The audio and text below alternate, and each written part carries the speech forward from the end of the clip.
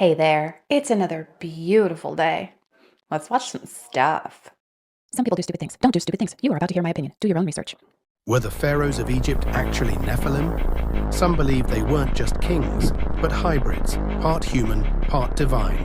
The elongated skulls, the obsession with bloodlines, and their claims of descending from the gods, it's all eerily similar to Nephilim descriptions in ancient texts. And those massive statues, not just symbols of power, but maybe accurate depictions of their true size.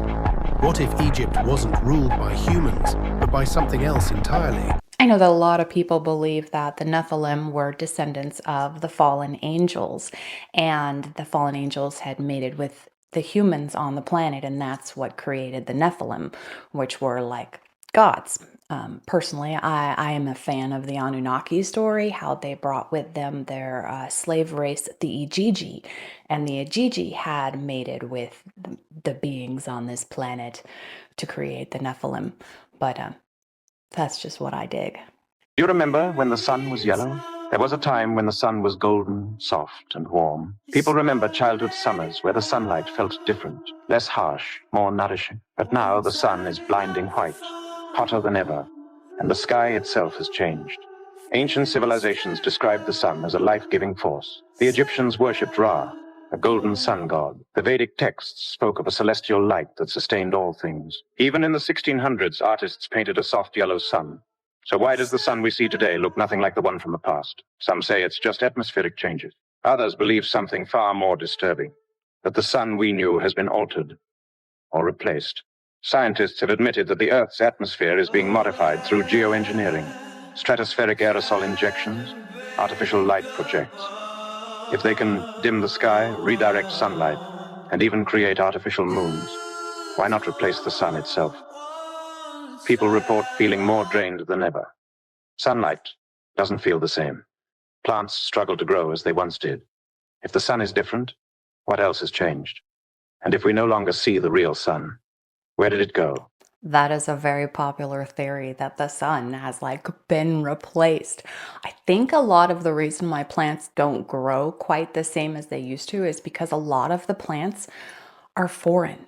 We bring plants from all kinds of other areas and bring them into places where they're not native, and we expect them to grow when they don't because there's different soil compositions and the sun do be hitting different in these areas. But I don't know that the sun has changed any time in my lifetime. I do know that there are some atmospheric differences than when I was younger, but not much. And if they are created, that's not a surprise there, is it? This should just be said until it's fully comprehended. The Statue of Liberty was not a gift. That's the stupidest story I've ever heard. A schizophrenic homeless person told you that, "Did you know that's a gift from France?" Appropriately say, no, it's not, and put it in that category. But instead, you read in a history book that it's a gift from France to say thank you. Remember the Revolutionary War 100 years ago? Good job. Here's a skyscraper. An enormous skyscraper in the water made of copper of an intricately carved statue of probably Lucifer. Lady Liberty, who said, please immigrate here. It's a very stupid story, and it's like many other stupid stories. It's just there because the magnificent structure is there. And you need a story, however dumb, and maybe you have a whole branch of history, which is really just fiction writing. Great Wall of China is also probably not what we think it is. The Taj Mahal's not what we think it is. Big Ben's not what we think he is. The Leaning Tower of Pisa, it said 177 years it took to build the what a stupid story. Actually, it took 2 million years. We just ants built it. Highly advanced beavers built Hoover Dam once upon a time. It's just these history books are laughable. How did we not notice this? How has no one questioned this? Statue of Liberty's a gift. Get the out of here with that dumb story. Has anyone ever had a friend like America has had France as a friend? Did French people like Americans? Do Americans like French people? Like, did we like each other more 100 years ago? This is so flippin' stupid. It's wake up time. Let's look at what's really happened. But again, I only knew like a few years ago, so who am I to talk? I've been all over the world and I build things for a living. This is my house. It's not much. Wish I had a horse and a buggy. I could have made a palace. I just worked a little harder. It's could be a little bit easier. No, we're just so lazy nowadays, guys. We're so lazy and stupid nowadays. People used to be so smart. It's definitely not possible that all the boomers got tricked by malicious liars. Is that possible? And the boomers' parents and the boomers' grandparents, and we really don't know anyone before then. We just have silly history books. And so these are all just my thoughts. Okay, that just went a little bit all over the place. So I'm going to see if I can break it down a little bit without losing my marbles. No, the Statue of Liberty was not a gift from France. There was this sculptor guy who wanted to build this colossal thing, and he originally went and wanted it to be at the Suez Canal as like a lighthouse, and that didn't work out. And then he was like, hey, America, we can put it, on this little island that you got there, and it'll be a lighthouse. And it never worked out as a lighthouse because it was too close to the mainland, and they couldn't get it to light up bright enough. But anyway, I digress. It was definitely not a gift from France. And as far as, the buildings and stuff, how they used to be and how we are just lazy now, I do take that into consideration along with the Tartarian explanation, just because, I think that's super fascinating. But yeah, there is a possibility that things were built with more care because money wasn't as much of a thing as it is now. And now everything just has to go up as quick and cheap as possible. So there's no frills, no fuss, no muss, just little square rooms to put everybody in. You know how people thought that the world was going to end in 2012 because that's when the Mayan calendar ended? Well, I heard a creator say that she had a friend whose grandmother was a psychic, and the grandmother said that all the issues are going to end in 2012 because before then there were a bunch of portals that were opened and they were to be closed. She said that each person is going to go into a different portal. And she asked her, she's like, well, which one am I going into? And she's like, I can't tell you. You're just going to go into a portal, and that's going to be your new reality. It is going to be very, very similar to the life you were living before, but there's going to be some differences. For example, like the last Mandela effect that I felt was with Britney Spears in that microphone in that music video. Growing up, I could have sworn she had that microphone on, but now she doesn't. And there's no way I can prove or disprove that, but very interesting. Perhaps we all went into different portals after 2012 and we're all experiencing a very similar reality, but that's where those little inconsistencies come up with the Mandela effect. Ooh, I like that theory. That's pretty cool. So we all went through different portals, yet somehow we're all still here. So it must be just our interpretation or our perception of what is happening around us. And that's why things changed for some people and not other people, or they changed differently. Like you have a different memory than this person who says, no, it's like this. And this person says, okay, that makes sense. But it doesn't make sense because it's all like confusing, but it makes sense. I like it. I totally dig it. Ever noticed that the celebrity world is full of doppelgangers? And Hollywood just keeps getting weirder by the day? Well, what if I told you that some of the biggest celebrities never actually left us? They just jumped ship, changed names, and lived a completely different narrative. And most of them are still walking amongst us today. Obviously, this is just for entertainment, guys. Nothing I say is scientifically proven, but it's food for thought. After all, I'm as fictional as a dinosaur, you know what I mean? So Lady Gaga famously died. But what if she actually just recycled and pushed new narratives as Lady Gaga? You see, when Amy Winehouse died, Lady Gaga got miraculously pretty famous very quick. About 2 years after it, Lady Gaga was an absolute star. Their faces are absolutely symmetrical, and they even have a perfect alignment of birthmarks on their back right-hand shoulder. To me, it's undeniable that something crazy was going on with this situation. Lady Gaga even recently slipped up on stage and said that she had to let go of her old self to become her new self. Strange. What about these two very symmetrical, beautiful souls? Yes, Morgan Freeman and Jimi Hendrix have a massive, massive similarity. Not only that, Jimi Hendrix died and Morgan Freeman starred in his first ever movie a year later. And boom, once again, they have very perfect alignment with freckles and birthmarks. The chances of all of these happening to the perfect similarity is 1 in 10 billion. Impossible. Our worldwide very loved Robin Williams is also still alive. He's living under a guy called Uncle Pappy, who's got tens of millions of followers online, just doing inspirational videos, stood in a lake, living the dream. Let me finish this video up with a lovely video of our Uncle Pappy himself doing an impression of Robin Williams. You will see how uncanny this guy is, because it's actually him. It seems I can't make a video without people comparing me to Robin Williams, and that man brings a damn tear of joy to my eye. I love him so much, man. So I'm gonna do a little Robin impression for y'all, okay? This is Robin Williams talking to me about swimming with the alligators. Let me see now. Pappy, you swim with the alligators. If you get attacked, it's not your fault. It's not your fault. It's a grand adventure. I don't know. Go easy on me. I'm just trying, man. I practiced a lot. Makes you think, doesn't it? If this is going on and they can just recycle celebrities, what else aren't they telling us? I'm not gonna lie. Those are some pretty convincing stories. Now, I haven't fact-checked them. I didn't see if those timelines actually do line up. But, you know, in my memory, which is probably messed up because I went through the wrong portal or something, it seems about right. And that guy does look and sound just like Robin Williams. But I know Robin Williams is like a super hairy dude. And that guy didn't seem to have very much hair on him, but that can be done away with. That's really fascinating. This subject creeps me out, but you know how we talk about parallel dimensions, right? There are infinite numbers of us on parallel dimensions, infinite. So you're not special, right? I think there's infinite numbers of us here.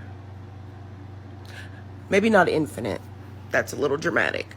But I think there's doppelgangers. They scare me real bad, real bad. That story with the baseball players, they both had the red hair. They both are the same height and weight. They both play professional baseball. They went and got DNA tested. There's nothing similar about them. They're not even related. But everything else is the same except their DNA. All right, I'll do you one better. Put in your search bar right now. Do it on TikTok. Do it on TikTok.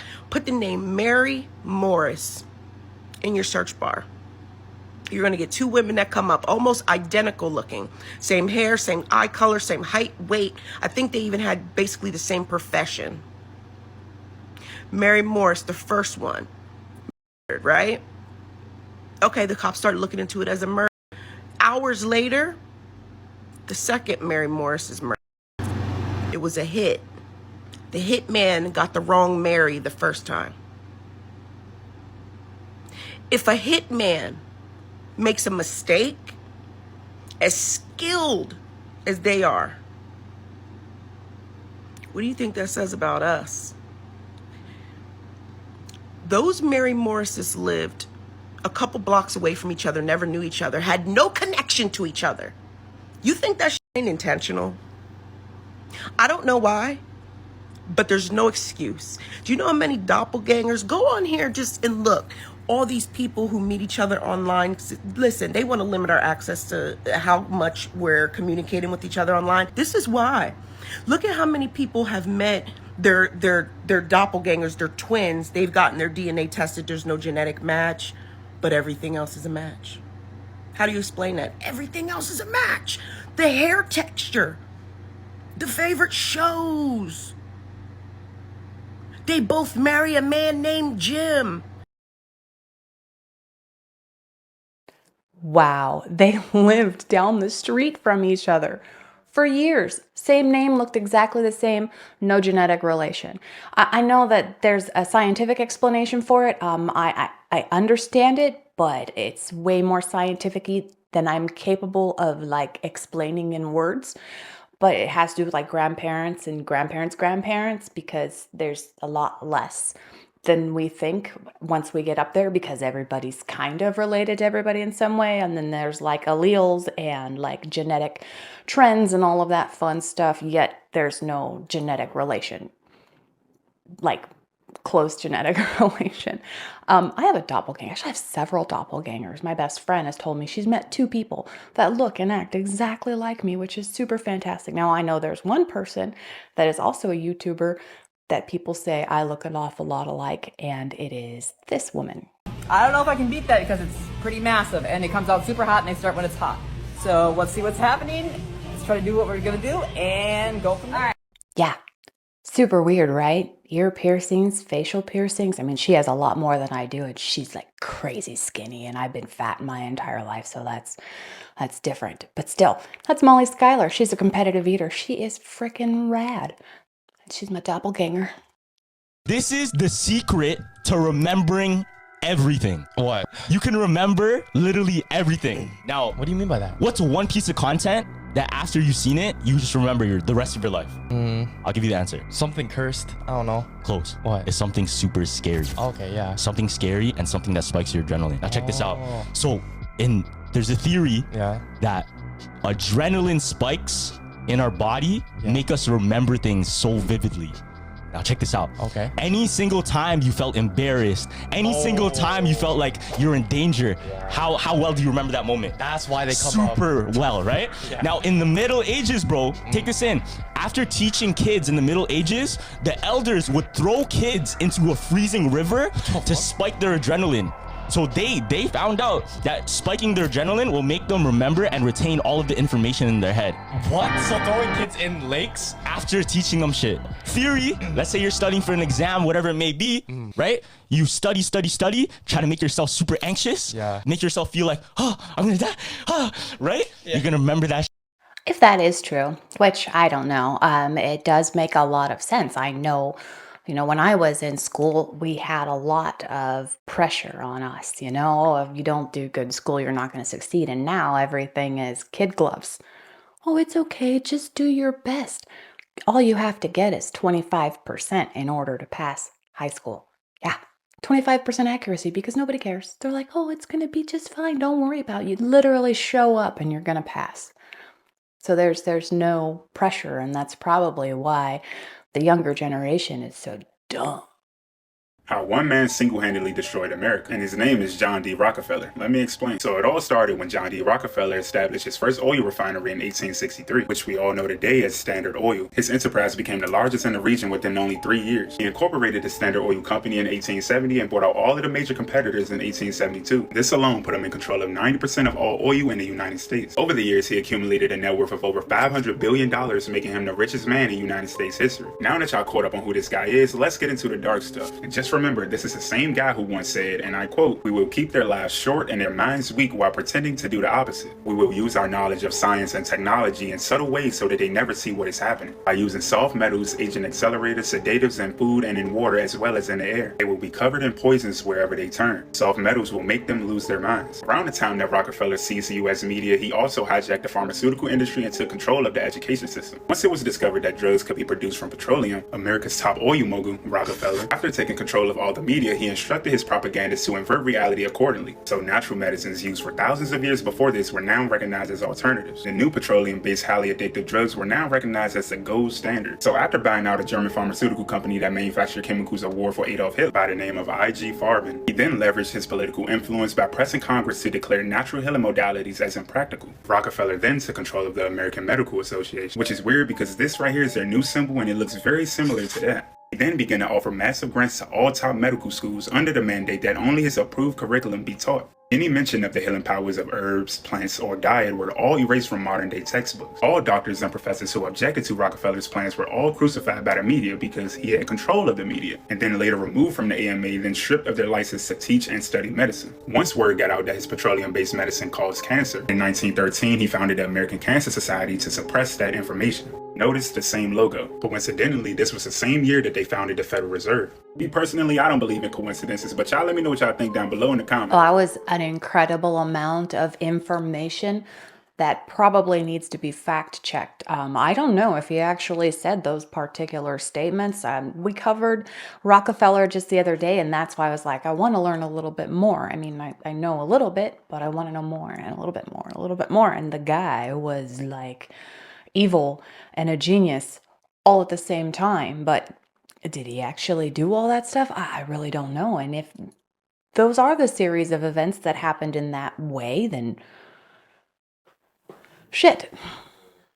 Keep returning to this building because its history is so ridiculous. We're told that this building was built in less than a year, in the year 1913. That this is a rebuild, that there was a 4-story brick building that burnt down, and they threw this one up really quick with no technology. They didn't even have one of these bad boys. These were horse and buggy folk to the nine. No one lived here, and this is the first thing they did, again, in 6 months, they tell us. Just ornate carved stone and cheap concrete poured on afterwards. This is really solid stuff, guys, and this is not. It's what was poured afterwards. I'm just in love with this building. I actually ran into the president of this university and I talked to him for a second. I talked about how beautiful I thought the buildings were. How odd it is that these old ones are more magnificent than the new ones. And he just said thank you and walked into the building. Not a thought in his head. This is his building, man. He takes a lot of ownership over this building. So does every alumni who comes from here. Just, again, this is a new building, and Mr. Harned Hall. And check out Harned Hall and the quality we're working here. This is steel and stucco. No stone, no carved stone. Sure looks like the other one, almost suspiciously so. And they're going for it again. This is the motif that they like. This is the St. Martin's Arch. And again, a new building that is made of steel with a thin veneer of brick at the bottom and dinky pipes coming out the top. There's our arch, the Saint's Arch, you know, just, it's trying to match. And I get why it's trying to match, because this building's awesome. And this is it's Old Main. It's the signature. That's what they call it, Old Main. And this is trying to look like Old Main. We belong to the whole world. It's a world narrative of founders, not builders. This is what we are currently capable of building, and it sucks, and it's expensive, and we're just not good at building anymore. And yet we're told 100 years ago we could do this in 6 months. Horse and buggy people with no infrastructure in 6 months. Absolutely ridiculous narrative. Again, just Romanesque, don't you think? I think this is Romanesque. This is what Romanesque should be. You're trying to look like an older building, and you're not very good at building anymore. Poured concrete, dinky little St. Martin's Arch. This is fine. This is brickwork. This is up to snuff for today's standards. That's so funny. It's just brick and stucco and veneers. It's trying to look more magnificent than it actually is, because there are these very unfun examples of better buildings being built. Not the Troutman Union building. I know, I'm a broken record, guys, but like, isn't it so funny? A horseless carriage and a castle, all connected by a thin history book. And silly people who haven't fully woken up to the fact that their current reality is much worse than the past reality. I just want more honest history books. Maybe I'll write one. I think there used to be a lot of structures around here, and they've all been torn down, and only the best ones were founded. Love to hear your thoughts, of course. So you know how much I love to talk about previous advanced civilizations, and not only that, but the possibility that our civilization before was a little more advanced than we are allowed to know. Perhaps a lot more advanced than we are allowed to know. For why, I don't know. But also, during that time, in the same breath, I'm going to contradict myself, there wasn't as much bureaucracy. There wasn't as much regulation, and there wasn't as much expenses doing these things, making these buildings. You can put them up real quick any way you want, and they're going to be great. And now they have to go through inspections, and they have to be up to code, and you have to cross this red line, that red line, cut all the tape, and do all that fun stuff in order to put anything up. So it takes a lot longer. So yeah, there's that. Recently, there was a video that went viral on TikTok of this lady explaining how she saw gnomes in Utah, but she describes them as like a duende, because she says that her husband told her that they like shiny things, they like little soccer balls, they like to play around. My husband and my son, he's 12, they have noticed that there has been, I'm gonna sound freaking crazy for saying this, there's a weird little gnome in our backyard that just apparently runs back and forth and up the things, and I'm like, I have not seen this. It is weird, and apparently this is not new. I call it a gnome. I don't really know what it's called. It's like a little person, and they've seen it like a few times. I'm not, I guess, apparently in tune to see it, so I haven't seen it. We have decided to put out like some pennies, like little shiny pennies for them, and like a tiny little basketball to see if they'll move it or if they'll like Love it. She gave an update after that video, and then the pennies were like stacked up with like a little rock on top of the pennies. The crazy thing is, right, her account is gone now. And the only reason why I kind of believe this is only because why would you delete a video that's going viral if it's gonna make you money? If you see it as a way to blow up, get clout, get money, you could literally get mad money off that video. And just that whole series of making duende videos. I don't believe it at all. Not one bit. I think that woman's husband and son were playing a little trick on her. And I think the reason she deleted it is because maybe they told her, hey, we played a prank on you, Mom. And then she deleted it out of embarrassment. Maybe she doesn't care about the clout or going viral or making money off of it. She was just sharing a story and found out that it was a lie. And it's better to take it down than to perpetuate the lie. One of the craziest conspiracy theories I've ever heard is called Thursdayism. And what that is people think last Thursday, everything in the entire universe was created. Your chair, your memories, even the sun, everything was created last Thursday. And the craziest part is there's no way to disprove this theory. So maybe the universe did start last Thursday. Except I remember last Wednesday. And last Tuesday. And all the days before that. So I don't know, unless they're talking about like the cosmic calendar, how humans have only been around for the last hour of December 31st or something like that, when you take the whole timeline stuff and put it all on a calendar. Unless they're talking like that. I mean, personally, I've never heard of it, but there's a lot of stuff that I've never heard of, so that doesn't make it wrong. I don't know, is this guy pulling my leg? All right, are you ready for part 2 of the abduction story? Because I know I totally am. Let's check it out. They carried me on into that craft, and inside it was a round compartment or a room.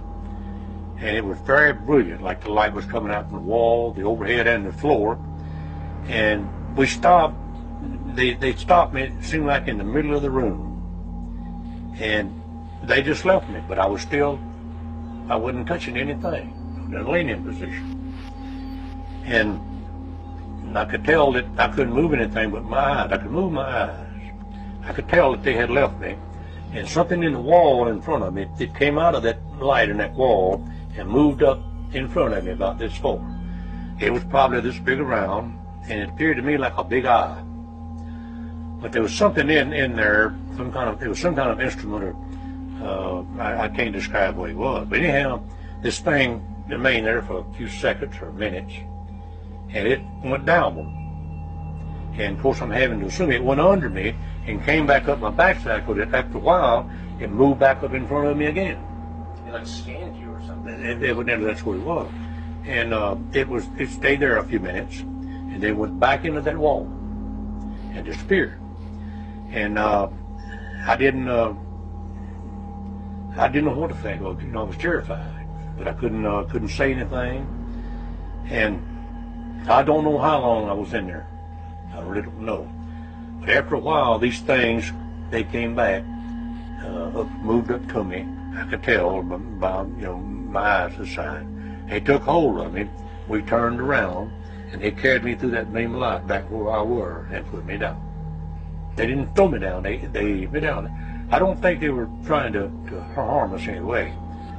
But I couldn't, and I didn't know till a long time later on under hypnosis, I found out that there was a window in that room there by where this eye came out of. And it's even hard for me to believe. They were something like living beings, looked almost like us. I could see through that window. I didn't know that for a long time. It was in my subconscious mind. And but they looked almost like we did. And what they were doing, evidently, they couldn't live in our atmosphere, I don't suppose. And they had these robots to examine us.